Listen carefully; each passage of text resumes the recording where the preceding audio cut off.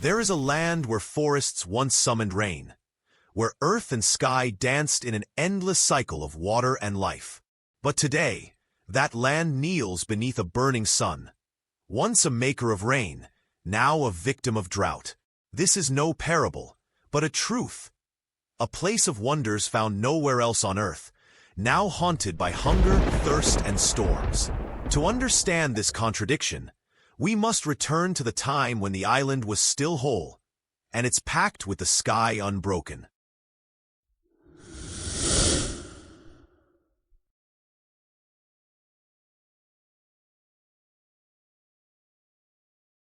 The name of this land is Madagascar, an island adrift in the Indian Ocean, east of Africa's shores, and yet a world unto itself, the fourth largest island on Earth, but unlike any other. For millions of years, the sea kept it apart, a cradle of evolution where life followed its own rules. Here, 9 out of 10 living things exist nowhere else. Lemurs with golden eyes that sing at dawn. Trees swollen with water, shaped like bottles. Orchids that bloom in secret, waiting for a single moth to unlock their nectar. But among all its wonders, Madagascar's greatest miracle was invisible. The island had learned a secret known to few places on Earth. It could make its own rain. Forests here were not just forests. They were engines of the sky. Each tree pulled water from the ground and exhaled it as vapor, a process called evapotranspiration. Billions of leaves released invisible breaths that gathered in the air, forming clouds, summoning storms. The cycle was endless. Rain feeding forests, forests feeding rain. The land called, the sky answered. In the east, tropical rainforests drank in daily showers, rivers overflowing with life. In the west, dry deciduous forests danced to the rhythm of wet and dry seasons. In the south, spiny forests, like thorny fortresses, clutched every drop, surviving where little else could. Each ecosystem played its part. Together, they gave the island stability, a balance between water and sky. For centuries, the balance held.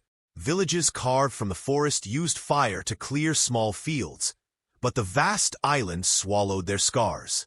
The rains returned, the forests healed, even as kingdoms rose in the central highlands. Even as rice terraces spread, the island's rainmaking machine still worked. But paradise is fragile. The engine of the sky had limits. Every tree mattered. Every patch of forest played its part. And as the centuries passed, human footprints grew heavier. The forests that once called down rain began to shrink. The cycle weakened. What seemed unbreakable would one day break. By the 19th century, the Merina Kingdom's power expanded, farming deeper into the highlands. In the colonial 20th century, foreign demand for coffee, vanilla, and hardwoods gnawed away at forests. And in the modern age, small fires set year after year, for survival, for crops, for charcoal, spread into millions of hectares of loss. Slowly, silently, the island's greatest gift slipped away. 2,000 years ago, when the first settlers landed, they brought fire with them. Fire was life. The people used it to clear land for rice paddies, to open grazing fields for cattle. The method was simple, even elegant. Slash, burn, plant, harvest. After a time, let the forest regrow, then repeat. The Malagasy call it tavi. For centuries, the island absorbed these wounds. The forests were vast enough, the rains steady enough, that the balance survived. But as centuries passed, numbers grew. More mouths to feed meant more fires. By the 16th century, rice cultivation expanded deep into the central highlands. By the 19th, the powerful Merina Kingdom relied on fire to expand agriculture across its domains. Forests that once stood unbroken were now islands of green, surrounded by fields of ash.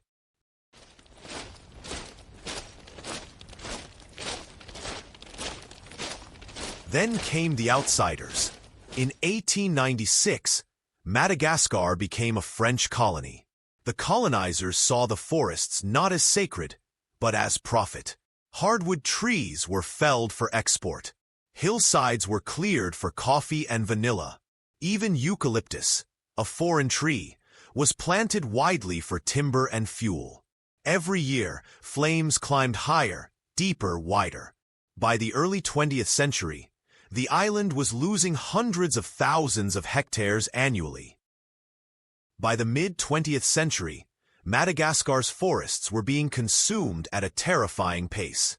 The World Bank later estimated that between 1950 and 2000, nearly half of Madagascar's forest cover was lost. Each cut, each fire, was small on its own, but together, they weakened the island's greatest gift, its ability to summon the rain. Without trees, the land changed. Naked soil, no longer anchored by roots, bled into rivers as red sediment. Rain that once soaked into forest floors now rushed off in floods, washing away fertility. Worse still, without the breath of forests, the air above grew drier. Clouds formed less often. The rains began to falter. The paradox is brutal.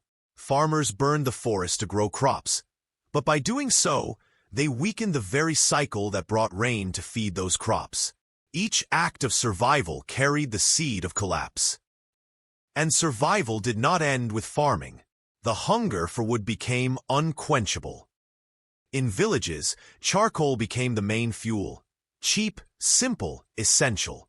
In cities like Antananarivo, entire truckloads of forest were turned to smoke to keep stoves burning. Even today, more than 90% of households rely on charcoal or firewood.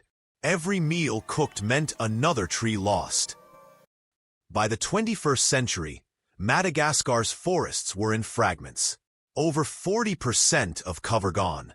In some regions, less than 10% of the original forest remained.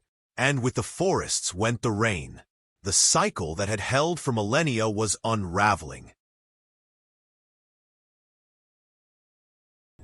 A rainmaker can only work while its gears remain intact. In Madagascar, the gears were its forests, and when those forests began to fall, the machine of the sky began to fail. Without trees to breathe moisture upward, the air above the island grew thin of vapor. Clouds once born daily over the canopy grew scarcer. The local rains weakened, but the damage went deeper still. The bare soil, exposed to the sun, grew hotter.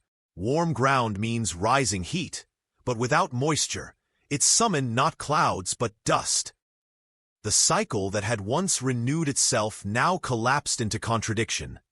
When the land most needed rain, the skies withheld it.